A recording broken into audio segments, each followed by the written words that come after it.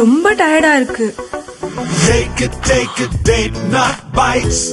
அர்ஜுனுக்கு என்ன படிச்சாலும் மெமரியில இல்ல.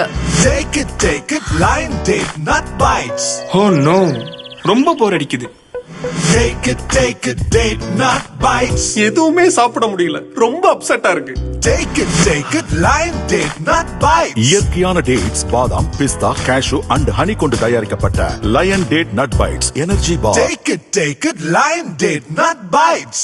மத்தியிலும் பல்வேறு மாநிலங்களிலும் ஆளும் பாரதிய ஜனதா ஓட்டு திருட்டில் ஈடுபட்டுத்தான் தொடர்ந்து பல தேர்தல்களில் வெற்றி பெற்றதாக காங்கிரஸ், சமாஜ்வாதி உள்ளிட்ட எதிர்க்கட்சிகள் குற்றம் சாட்டி வருகின்றன.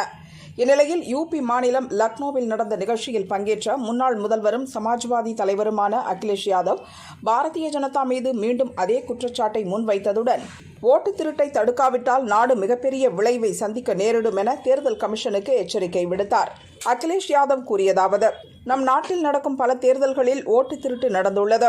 யூபி மாநிலம் ராம்பூர், அயோத்தியா உள்ளிட்ட பல இடங்களில் நடந்த தேர்தல்களில் வாக்காளர்கள், தேர்தல் அதிகாரிகள் மிரட்டப்பட்டனர். இன்று சமூக வலைதளங்களின் காலம். இளைஞர்கள் அவற்றை அதிகம் பயன்படுத்துகின்றனர். நம் அண்டை நாடுகளில் அரசுக்கு எதிரான புரட்சிகளை நம்மால் பார்க்க முடிகிறது. ஓட்டு திருட்டை தடுக்க தேர்தல் கமிஷன் உரிய நடவடிக்கை எடுக்க வேண்டும். அது தேர்தல் கமிஷனின் தலையாய கடமை.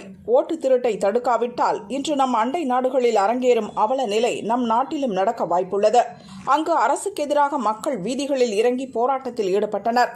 ஓட்டு திருட்டை தடுக்காவிட்டால் நம் நாட்டிலும் மக்கள் வீதிகளில் இறங்கும் நிலை வந்துவிடும் என அகிலேஷ் கூறினார்.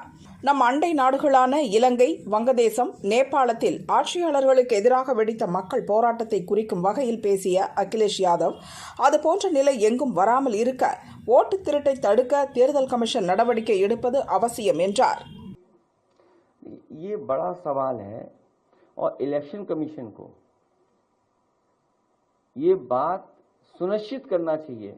ये इलेक्शन कमीशन की जिम्मेदारी है कि इस तरह का वोट चोरी कहीं न हो, वोट डकैती कहीं न हो. जो बात मैं कहना चाहता हूं, इसी तरह की वोट की डकैती होगी तो हो सकता है जो आसपास के देशों में जनता सड़कों पे दिखाई दी, हो सकता है जनता भी सड़क पर दिखाई दे.